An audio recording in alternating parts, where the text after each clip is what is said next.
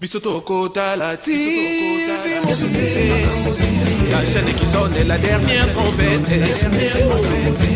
pour le rassemblement des étudiants. Par la convention, l'indépendance et la délivrance. La qualité fait la différence.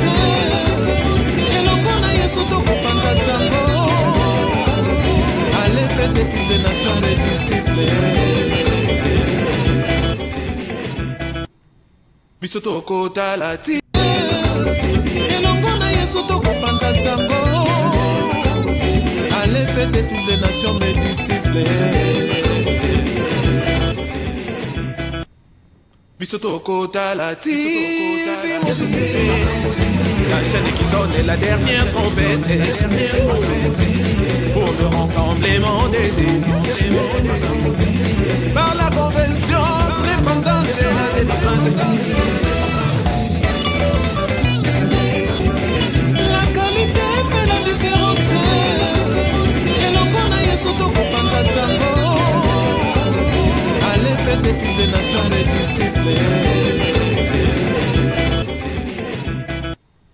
Bisotokota la TV. Et l'on connaît surtout pour Pantasango.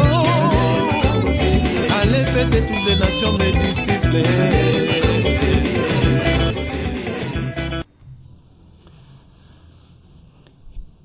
Et voilà, bien-aimés dans les Seigneurs, merci to kutani susu mokolo na lelo pona enseignement na biso ya mokolo na lelo. Nzambe ayeba na kopambola moko na moko bisika bino bozali. Bien-aimé, kende kopesa Nzambe merci pendant ce moment oyo. Et voilà, bien-aimés dans les Seigneurs, tozali kolanda nini na biso na kati ya journée ya lelo. Tosengi bolimbisi mingi na bandeko nyonso partout esika bino bozali. Tozali kosenga bino ete bolimbisi makasi parce que tozwaki petit problème technique oyo tozalaki na yango, mais Nzambe asungi ke tozala juste tozwaki na 20. Alors tant na biso et ozala toujours respecté. Tozali kopesa mbote ebele na bandeko oyo baza na ligne oyo bakoki kopartage. Na pesi pasteur Doudou Losako, mama Meje, papa Willy Losako, cadette na Eva Losako, yakandi Losako. Nzambe ayeba na kopambola bino. Shalom shalom ke to partage et na bandeko nyonso oyo to pesi mama Timba na papa Masamba. Bonsoir to bondeli Nzambe. Seigneur, to pesi merci pour la bonne Nzambe bokonzi na yo. To tiki moma ona kati na maboko na yo Nzambe. Tu kati o assiste biso na kati ya enseignement na biso ya mkoa lelo. Natiki bandeko nyonso na kati na loboko na yo. Zala Nzambe la biso na kombo na Yesu Kristo. Amen. Shalom, topesi bino mbote. Tozali kosenga bolimbisi mingi makasi mingi epai na bino. Na temps oyo ezui biso to parcourir à peu près 20 minutes de retard pour un problème moko technique ya moke tozalaki na yango, mais c'est arrangé. Tosengi su bolimbisi pona bandeko oyo bayebaki te na mokolo ya lobi ke tozalaki na mwa pause mokolo ya lobi lundi.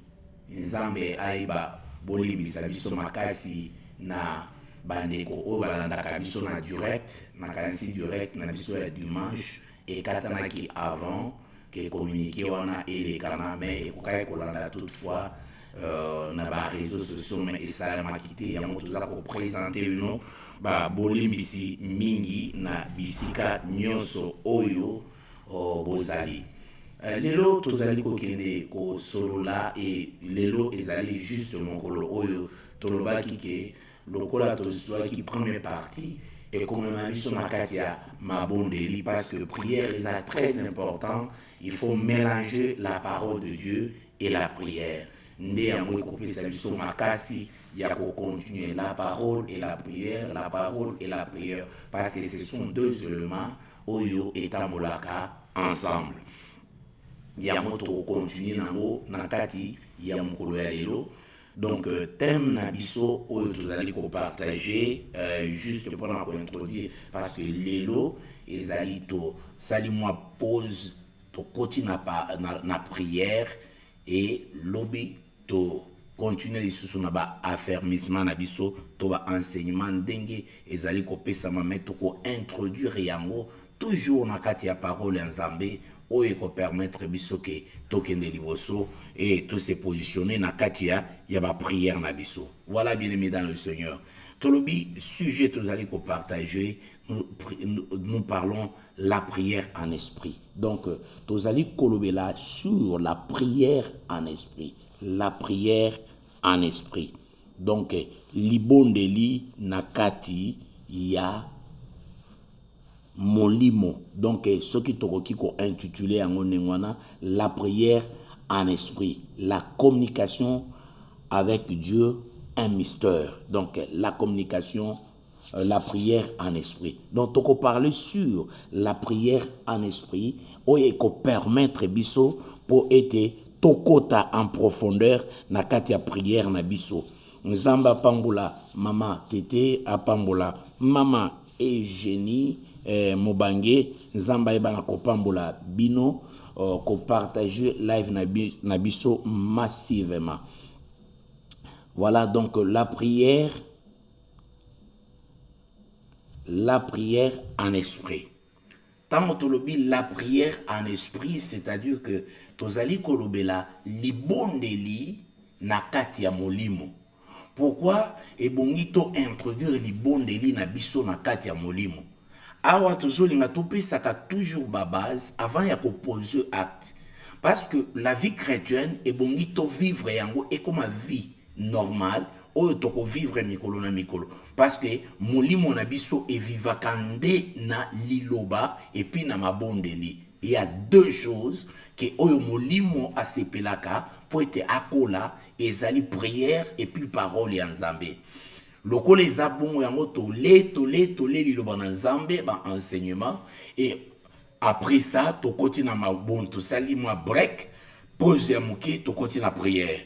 Tokei to koti na prière, parce que c'est ça vie à Christ pendant 3 ans ezalaki enseignement prière, enseignement prière, enseignement jeûne et prière, enseignement supplication, enseignement toujours bazali ko kende na yango lulenge wana. Nzambe apambola papa Charlie Makengo esiko zali na Dublin. Nzambe apambola yo. Alors tozali ko continuer lulenge wana prière na enseignement. Alors tolobi na ko introduire nini na biso ya lelo, tozali kolobela sur la prière en esprit. Alors Bible lobi na biso na 1 Corinthiens au chapitre 14 verset 14 à 15. Et lobi, car si je prie en langue, mon esprit est en prière, mais mon intelligence demeure stérile. 15. Que faire donc? Je prierai par l'esprit, mais je prierai aussi avec l'intelligence. Je chanterai par l'esprit, mais je chanterai aussi avec intelligence. Bien-aimé dans le Seigneur, pourquoi toponi kobondela na molimo? Parce que na masolo ya Christ et Jésus, na la femme samaritaine, abi l'heure vient où les vrais adorateurs adoreront le Père en esprit. C'est-à-dire que en esprit, la prière est qu'on la convertie en esprit. C'est-à-dire que l'esprit de l'homme, l'esprit humain va s'attacher avec l'esprit de Dieu. Donc, ce qui montre qu'il y aura une communication entre l'esprit de Dieu et l'esprit de l'homme. C'est-à-dire que natango mutu abotami mbala mibale, il y a une connexion et salami boum. Parce que l'homme qui est né, il est né de l'esprit. Comme Azali né de l'esprit, balobi que toutes les anciennes choses passent. conformément à 2 Corinthiens, dans chapitre 5 au verset du 7, lokola makambo nyonso donc oyo aza mutu ya sika et moto aza ko dominer na kati ya vie na ye ezali esprit. Et c'est pourquoi la Bible dit en réalité dans l'homme. Donc la réalité moto azali nde esprit. Moto azali esprit, il faut qu'on comprendre na terme que moto azali esprit. Et c'est pourquoi kotika esprit na yo et souffrir pambate. Nalingi kolobanini par là. Kotika esprit parce que vie na biso makasi mingi ezali esprit. Tout ce que nous voyons ezali kouta na esprit. Lokolo ezali kouta na esprit. Esprit azali makasi, ye muto azali patron, ye muto ako guider makambo nyonso. Et c'est pourquoi il faut que ça la par tous les moyens. Bien aimé, même pour na kolonga les physiques, pour na kolonga mokili oyo, ezol senga que esprit oyo ezali na kati na yo, ezala esprit supérieur. Et quand tu n'as pas cet esprit supérieur, okoki kolonga na eloko mon côté. Alors, esprit supérieur, kolobate ke ono sans yamona za kolobake, il ne suffit pas seulement de citer le verset comme une récitation. Il suffit d'appliquer la parole de Dieu na katia ba vie na biso pour être tous à la force. Bien-aimé, pour na cause à la force spirituellement, pour être aux à la force spirituellement, molimo lokola aliaka. Lokola molimo aliaka, il faut qu'on laisse à molimo. Bien-aimé, pourquoi aujourd'hui bato bazaliko aveugle bango, bazaliko ko mema bango na kati ya ba mipepe, bazali c'est parce que esprit na ye ezali nanu mwana. N'attend que esprit et qualité, bien-aimé dans le Seigneur. N'attend que esprit na yo et qualité. N'attend que esprit na yo comme na no maturité et comme na niveau ya maturité te. C'est-à-dire que ba oyo esprit et c'est comme na niveau ya maturité, ba kozala toujours likolo na yo, ba ko dominer. Or, ba oyo bazali ko dominer en esprit, bango pende ba ko dominer physiquement. Et c'est pourquoi la Bible dit, l'esprit que vous avez reçu un esprit de force et de puissance, pas un esprit de timidité. Si réellement une personne, il est né de nouveau, bien aimé, sachez-le qu'il a un esprit supérieur en lui.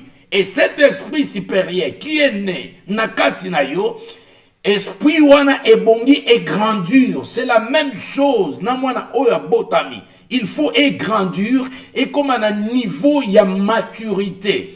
Alors pour être esprit et grandeur, ce n'est pas comme les corps. Les corps pour grandir, ezako senga ba aspect. Il faut qu'on lia, il faut qu'on met là, il faut qu'on ça. Donc il y a beaucoup d'exercices pour na moto à grandir, pour na moto apprendre et lokomoko.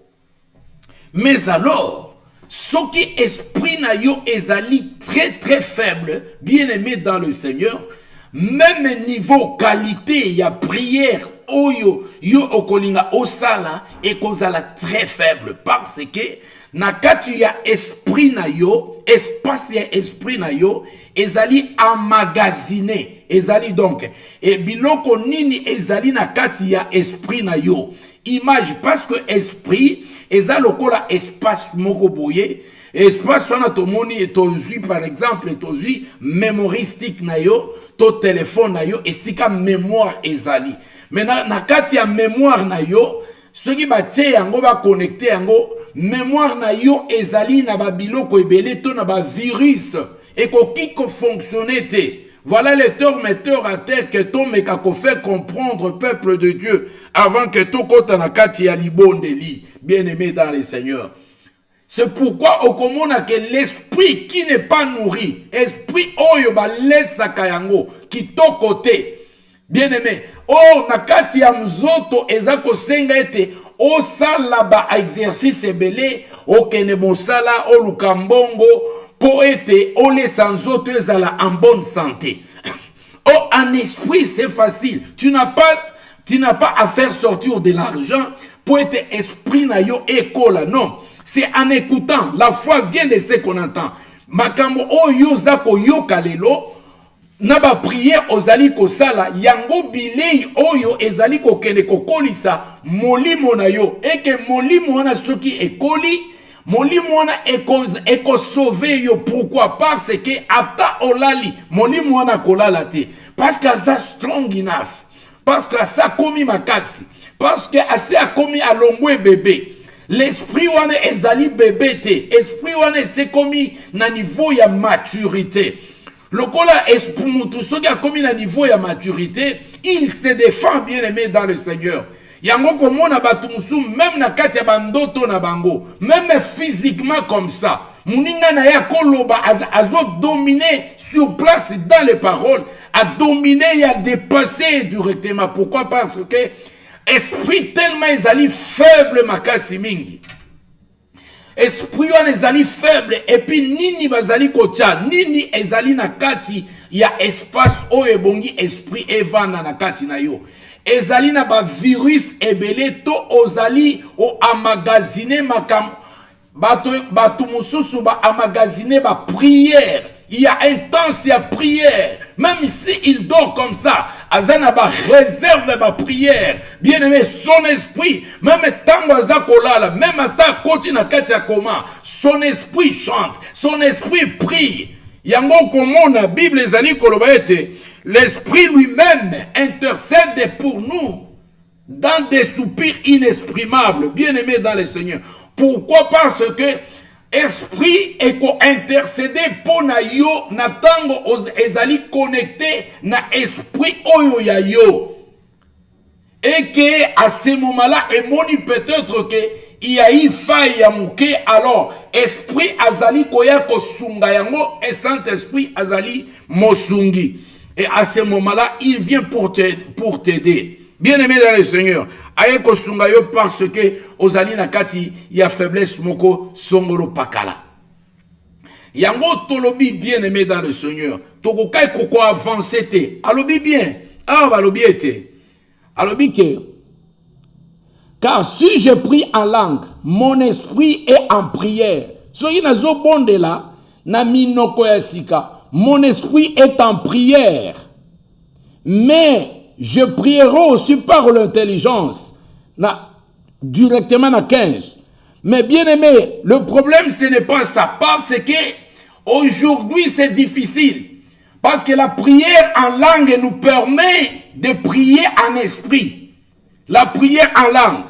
Et ça peut permettre, ils allaient prier en esprit parce que même intelligence n'a pas son moyen et ça la égalité. Mais c'est très dangereux aujourd'hui. Parce que beaucoup de langues, ce sont des langues de démons fabriquées par des démons. Est-ce que cet homme, il est en communication avec Dieu en esprit, ou bien il est en communication avec les démons sur place dans l'église? Voilà, c'est ça le problème. Problème, Yamaka, c'est comme il y a un niveau. Donc, ndeko oyo aye kokota na ye na kati ya etonga ozali, parce que langue wana ezali contrôlé te. Ezali contrôlé te, ezali ba dialecte na biso oto zalaka na yango te. Ce sont des langues des anges. Et ba langue, il y a ba langue wana, il n'y a personne sinon celui dont le Seigneur après si dont il y a interprétation des langues pour na koyeba ke voilà Moutouaza Kobondela en langue, il est en train, oui, bien et belle, Kobondela Ponatude, Azako se communiquer dans Zambie. Mais, si ce n'est pas le cas, ceux qui azali ko se communiquer sur place avec le diable na kati église, na kati esika moko na lieu de prière, là où tokanisi ke Moutouazali Kobondela Zambie, Zoka il est en communication parce que le parler en langue, c'est un don spirituel. C'est le Saint-Esprit qui donne ça. Maintenant, les diables, il y a aussi la photocopie de l'ennemi. Il y a parlé même, il y a languana. L'homme a côté en communication avec les deuxième monde, mais sur place, soit disant qu'il a parlé en langue. Et c'est pourquoi les enseignements sont très importants pour qu'on maîtrise Koyebake. yango alobi ke soki moto akobondela na langue, soki moto akobondela na langue eke interprète azali te, tango abondeli na langue na nsima nango asukisi ayebisi bino amen, ne dis pas amen parce que tu n'as pas écouté oyokaki eloko te, koloba no amen te. Prière nyonso ezali kosalema en langue là où il n'y a pas interprète. Ezala muto matine ngeni, azala ngai pasteur, azala nani, na suka na yango ko s'accorder na yango te, ko kota na alliance ya kati ya prière wana te. Il faut refuser ko vanda kimia, ko ndima pe amen te. Eza lokola moto azali ko bondela na kimbunza, oyoki eloko moko te, oyoki nini aza koloba te, ne dites pas amen. Amen elingi koloba ke na s'accorder na yo, na ndimi donc, na koti na alliance, ya makambo oyo lobi, ngai pe na ndimi yango. Et beaucoup de amen na kati église, c'est un grand danger auquel que oza ko comprendre makambo baza koloba te, directement au koti na kati alliance. C'est ça la spiritualité. Mais ici, tozali kolobela na ka, o etali prière, ne dites pas amen. Na nyonso oyo yo kite. Tokena niveau mususu. Pourquoi? Alors, babi, tokoyeba ndenge nini? Les témoignages du Saint-Esprit à l'esprit du chrétien. L'Esprit Saint lui-même nous donne ces témoignages. Nous sommes enfants de Dieu. Dans Romains chapitre 8, au verset 16. Le Saint-Esprit lui-même, yé moutozali ko témoigner na esprit à moto. Saint-Esprit azali ko confirmer moutouye moko que oyo mwana na nzambe. Pointe à se communiquer na ye. Pointe à s'unir na ye. Bien-aimé dans le Seigneur. Ça ici aussi, c'est compliqué. Pourquoi pas? C'est que, et comme toujours individuel. Là, le Saint-Esprit azali ko caché, ba face ebele, awa azali ko loba na kati ya mutu, oyo azali baptisé du Saint-Esprit. Donc, yango, okomona ke, na Bible tozali ko appliquer ba terme mususu ke, soyons prudents. Na ba amen. Lelo na zolo la mingi ba amen. Soko yo ki bien te koloba amen te. Même parole oyo comprendre bien te, eza éclairé te. Koloba amen te. Ata prédicateur alobi ke pesanga amen ya bien ko pesa yete. Je n'ai pas compris ce que tu as dit. Na ko s'accorder na yango te. Je peux seulement si dire amen et amen na tango na comprendre ce qu'il est en train de dire, na affirmer yango que na liloba oyo ngai pe na ndimi. Je pense que c'est ça que l'Église est éveillée. Alors,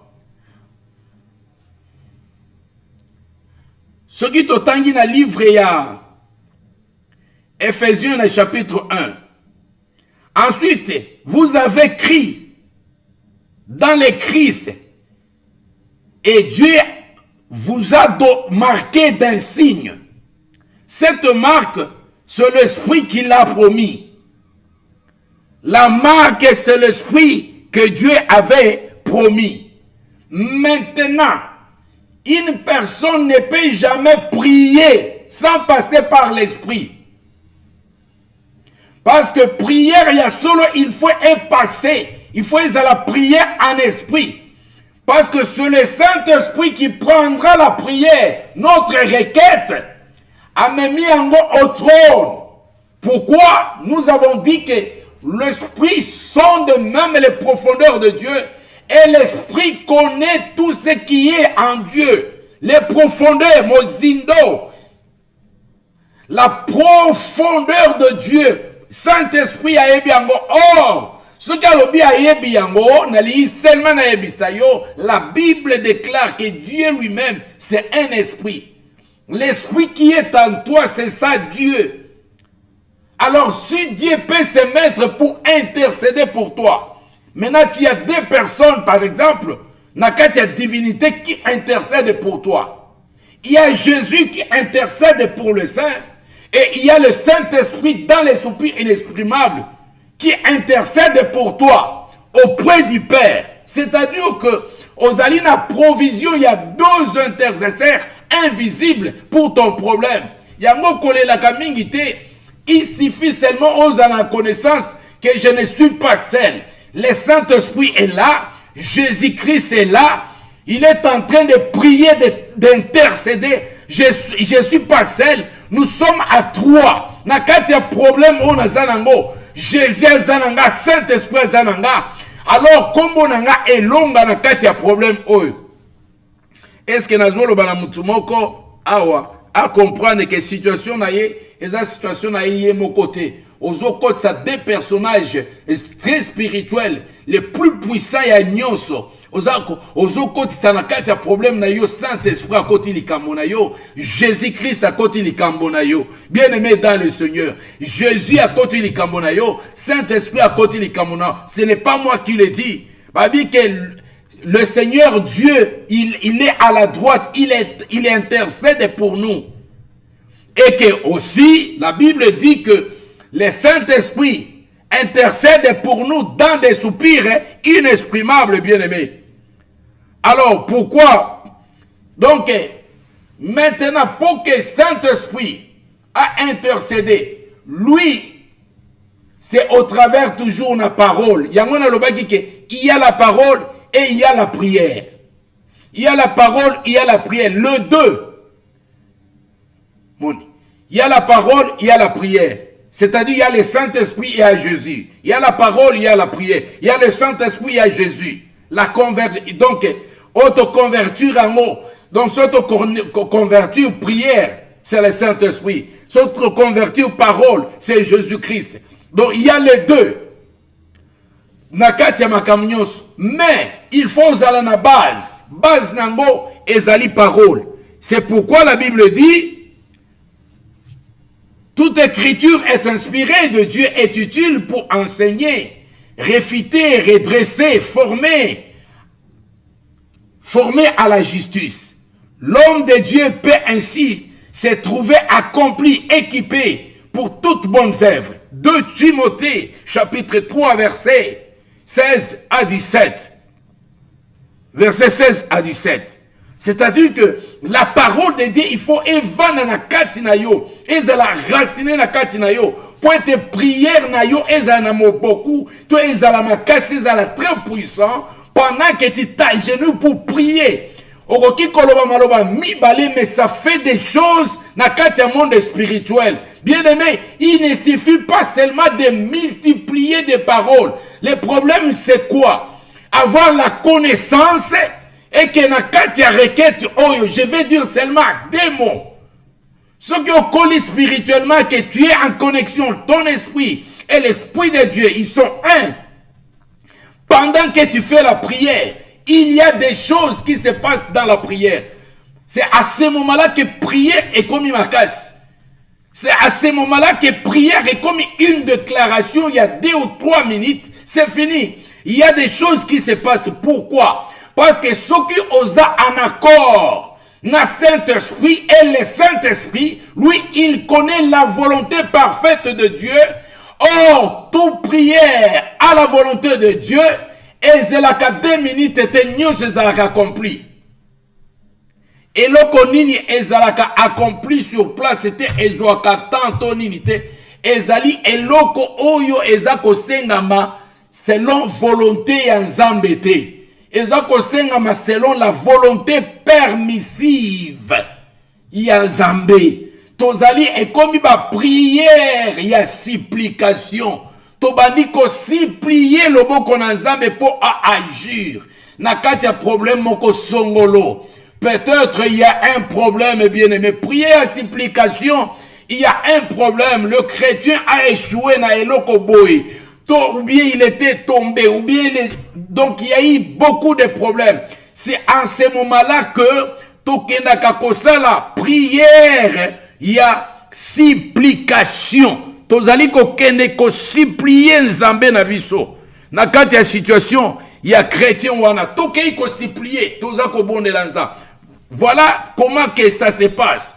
Mais ici tolingi ko la ki ça seulement ba facteur que la plupart de gens ba bondela ka ils ne sont pas baza en esprit, baza esprit mon côté. Même pendant que nous prions, tolongoli na nos problèmes ya esprit parce que batumsu ako kansake ezali concentration. Non, ce n'est pas vraiment un problème de concentration. C'est un problème de l'esprit. Esprit oyo ezana katina yo et se connecter na esprit. Si c'est l'esprit de Dieu qui est en toi, prière ezako kende.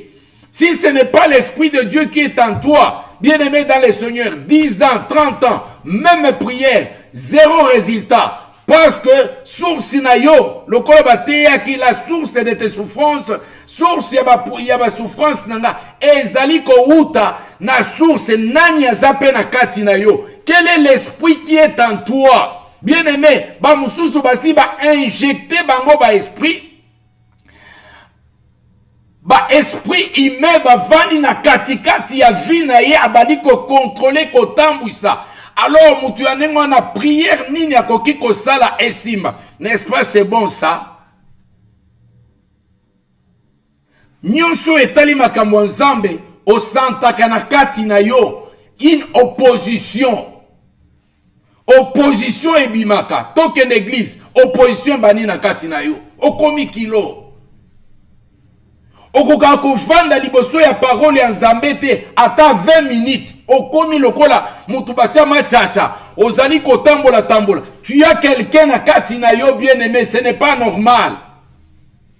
Mwana na nzambe ezali moto ya yambaka liloba na nzambe avec empressement. Oya sepela kako umela liboso ya liloba na nzambe. Soko ozomona ke soki umeli liboso ya liloba na nzambe 10 minutes, 15 minutes, au monde est déjà boring. Bien aimé, tu as quelque chose. Il faut omita la paix bien. Kolobate ke nazali busy, bien aimé. Okosili saka busy ya mokilo yote. Okotika mokilo yotapale, ezako pepa. Okosili saka te. Ote tozo kote. Okosili saka pe kote ya te Léon. Okosili saka eloko mo kote. Bien aimé, nous connaissons en partie. Nous faisons notre part. C'est tout. Okosili sa elo côté. O soki ngai na zalité te yo ata soko zalité mokile kotambola. Makambo ekotambola eloko eko changer zate. Moye kotelema. Est-ce que je comprends? Yamona lingete prière na yo ezala en esprit, c'est-à-dire que omoni bato yo olamuki dès koza kola mukana tongo yo banina no kobondela te, o banina no koyemba te, mais esprit na kati ya sala muka kia banina koyemba. Oyoki banzembo ezo matayo. Bien aimé, donc l'esprit na kati na yo, asi asali bomo na yo, zoto na yo, temple na ye.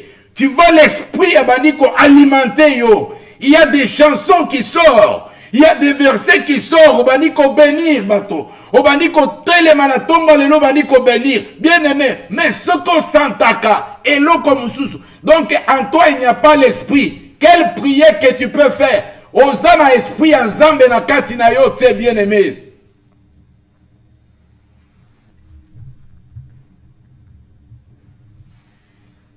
Alléluia. Toza si qu'on a 10 minutes yao. Seulement 10 minutes. Il y a prière. 10 minutes il y a prière. Nalingue était moto. Parce que pendant que je parle de l'esprit, esprit oyo ayebi yo. Omoni esprit o ayebi yo. Tango nga naza koloba ke tozo bondela en esprit. Lokola esprit ayebi yo. Esprit ayebi nini ezali important na minute oyo pona vie na yo. Esprit en Zambé ye muto azali kocha même requête na munoko na yo. Tu te connais très bien. Omi yebi. Mais ce qui natindi peut-être natindi siko requête. Peut-être requête on ezaya yote ezaya XY. Yango monaka que nakati ensemble esprit abimisi mutumo ka biki.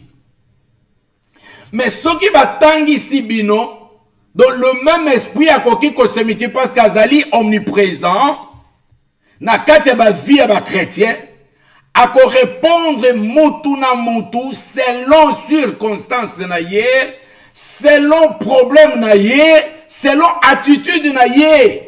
C'est pourquoi kozala na Saint-Esprit ezali bien au moment où nazali koloba ete. Maintenant nous allons prier en esprit. C'est-à-dire que tokotika volonté à Saint-Esprit na kati ya bomo ina biso. Parce que lui il connaît mieux ce qui est mieux. O eza bien pona ngai pona yo. Ayebi yango bien. Ko résister molimo nzambe na kati na yote. Il y a certaines personnes baza pen esprit nzambe, mais leur problème ba résister kana esprit nzambe. Esprit mususu eza ko yaka. Tala na au film était ya film. Et pendant que je prêche, au moment où je suis un téléphone à Talinan, au téléphone. Et donc esprit eza ko tambola tambo yo ozako tambola tambola na kati esprit ka bongo. Donc bitumba ya makaseka eza na kati ya bongo ina yo.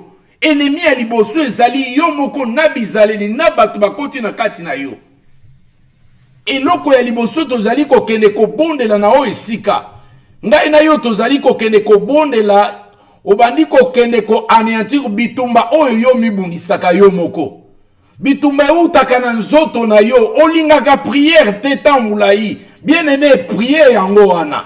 Esprit nzamba lo biete yo lingaka tambulai ya prière te.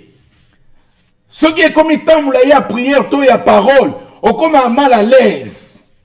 Bien aimé, ce qu'on comme mal à l'aise, c'est-à-dire il y a un esprit moko, il y a contradiction ezana kati na yo. O ezako attaquer yo, o ezako comme sogo igoy. Elingi teke yo kola. O ezako linge boma, o ezako linge elongola yo na esprit liboso na présence ya Nzambe. Na linge tengai na yo tokene requête ya liboso Saint-Esprit azali koloba na mutu nyonso ete bien aimé bonde la soki prière na yo vie à prière na yo esprit na yo ezali faible yebi cette nazana besoin stango parce que nga na recevoir esprit ya humilité te na recevoir esprit ya force ya puissance esprit ya Seigneur esprit supérieur esprit on a comme na nyonso on va comprendre ko salema na ko comprendre makambo nyonso on va to ba comprendre kate allez tobani ko bonde la bien-aimé ko kene ko senga ba bénédiction te oh l'équipe plus que même ba bénédiction bana ko kene ko bonde la être Saint-Esprit ayeba na kopesa yo makasi ete ohume la kaliboso ya parole ohume la kaliboso na kati ya prière parce que la parole et la prière ezali nourriture oyo ezali kokoli samondimi et okokoma fort spirituellement okokoma fort physiquement okokoma fort sur tous les plans bien aimé dans le Seigneur tozali kokende ko bonde la ozali kokende ko anéantir esprit nyonso ebundisaka foi na yo esprit nyonso ebundisaka vie de prière na yo esprit nyonso ebundisaka méditation ya parole katikati na yo or na livre ya Josué parole ezali koloba Josué chapitre 1 au verset 8 et de que ce livre de la loi ne s'éloigne point de ta bouche méditez-les jours et nuits yo ekoma pasi ya kosimba bible na yo o méditer ata verset moko osalaka yango te bien aimé dans le Seigneur soit décision ozali ko anéantir puissance nyonso o etemelaka croissance spirituelle na yo parce que croissance spirituelle na yo bien aimé dans le Seigneur yango wana bokonzi na yo yango wana yango wana force na yo yango wana puissance na yo et que le diable ayebi et que croissance soki okoli na molimo akozala dévoiler akozala dévoiler na kati ya ndako na yo na kati ya santé na yo na kati ya misala na kati ya bana na yo bien aimé dans le Seigneur ozali kokende ko bondela ozali kokende ko bondela ko ebisa nzambe oyete pesa na nzamaka pesa Saint-Esprit na comprendre siko oyo nalingi topesanga makasi esprit ya nzambe esunga ngai esprit ya nzambe esunga ngai nayeba koumela na kati na mabondeli ale bien-aimé ozali kobondela oyo ebunisaka yo moko awa komba eza contre bandoki te komba ezali contre esprit oyo ekota katikati na yo banda kodeloge esprit wana oyo efrenaka croissance spirituelle banda kodeloge esprit wana oyo aveglaka yo banda kodeloge esprit wana ekangaka yo matoi oyokaka liloba ya nzambe elengi te yo oyokaka jamais liloba nzambe elengi te eloko yo oyokaka elengi eza badistraction bien-aimé dans le Seigneur ozali kokende kobondela ozali kokende kolongola nyonso ekota na kati ya matoi na yo ebushaka barezo nyonso ete liloba nzambe ekota ekreye fort katikati na yo etepesa yo puissance o bien-aimé dans le Seigneur ozali kokata bamaale kokata maloba déboucher matoi na yo spirituellement o déboucher longola nyonso batia bafoi négatif na kati na yo baimage eza na kati ya mutu na yo ezalaka baimage ya mabe ezalaka baimage ya kufa ezalaka baimage ya baeshek ezalaka baimage ya badésespoir ezalaka baimage ya badéception nde batia na kati ya mutu na yo ya movi na yo ekoma kaka badésespoir ya badéception parce que yango wana eza na kati mais lelo oza kolongola yango ozali kosevite oza koloba yo moko oh non lelo nazali koboya yango naza koboya nyonso leka na kati ya mantane na ngai o baimage nyonso négative o nzambe akelaki yo boye te bien-aimé akelaki yo boye te oza koboyela na ngai elongo ozali kosala autodélivrance ya yo moko ozali kobondela bien-aimé dans le Seigneur bapesa yo miso meme na molimo okoki omona bien-aimé dans le Seigneur complot esalemaka atako esalemaka contre bana na yo bato oyo baplanifiaka bakotaka na ndako na yo bien-aimé dans le Seigneur bandako mosusu bien-aimé le esprit ezali kolobela ngai bandako mosusu soki bino botiki salon baesprit ya kovanda na kati ya salon na ndako na yo babali kosala réunion na ya bato ya molili esalemaka mpe na kati ya ndako na yo me moye omona ezali te pourquoi parce que moto ya losambo ezali te bien-aimé dans le Seigneur okoki koleka 3 heures du temps na kati ya fitilité mais ozali okoki supporter jamais 10 minutes na kati ya prière prière ezali accessoire pour na yo na ndako na bana prière ezali accessoire pour na yo bien-aimé esprit ezali koloba prière nde bomoto na yo prière nde elonga na yo pour être Saint-Esprit se manifester il faut rester dans la prière et dans la parole bien-aimé dans le Seigneur ozali kokende kobondela ozali kokende kodeloger ozali kokende kodeloger ko se vider ozali kokende kolongola nyonso etaka lourdeur ozali kokende kolongola esprit ya sommeil katikati na yo ozali akolala spirituellement il y a des choses bato bazali kokufa il y a des choses les choses ne marchent pas bana bazali kobeba ozali akolala spirituellement pourquoi parce que rendre yo très faible balingi te méditer parole balingi te oumela liboso ya parole soki liboso ya parole ozali strict ozali kotala montre na yo ata 1 minute elekate bien-aimé eza molimo mabe ata nzambe alingaka visite yo na 2 minutes ekoka koleka bien-aimé ozalaka na patience nango te fruit ya esprit ya patience ezali te soki na makambo mosusu ozali na patience bien-aimé dans le Seigneur l'esprit de Dieu te demande de prier de briser ces choses en toi briser yango na kati na yo buka yango kati na yo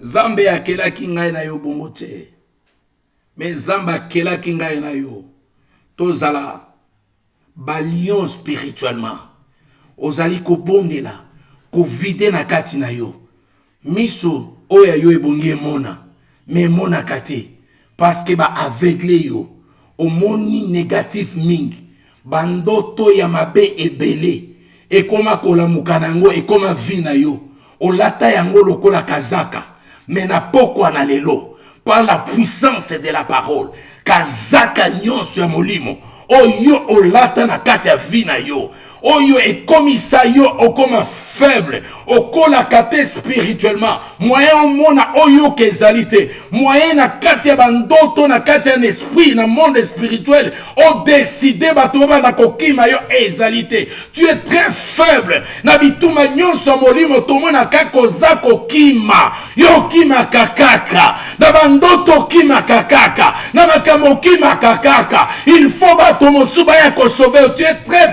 faible, parce que ozali kokima, esika yo kokai kozwa makasi, esika kokai kozwa formation dans la prière et dans la parole de Dieu. Bien aimé, le salut est individuel. Le salut est individuel. Le salut est individuel. Nakati andoto lota kangoka yomoko. Aton komona bato mususu okozala yomoko.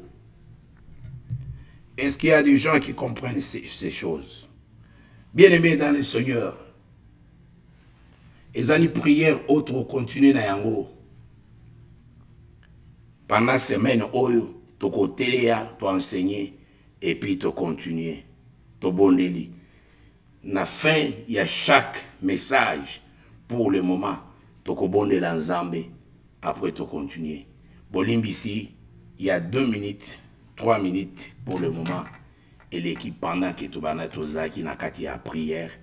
Alors, tosuki awa pona mukolo alelo nzambe na lola ayeba na kopambola bino to bandaki na retard makasi mingi à peu près 20 minutes, mais tolingi to respecter temps, mais l'équipe 2 ou 3 minutes to sengi bino bolimbisi makasi mingi nzambe ayeba na kopambola bino to kutana mukolo alobi et lobi nde to koyeba ko continuer na kati ya enseignement na biso pokwa malamu na kati ya bandako na bino nyonso bisika binyo bozali na kombo na Yesu Kristo. Amen. Elongo na Yesu tokopanda sango. Allez faites toutes les nations mes disciples. Biso tokotala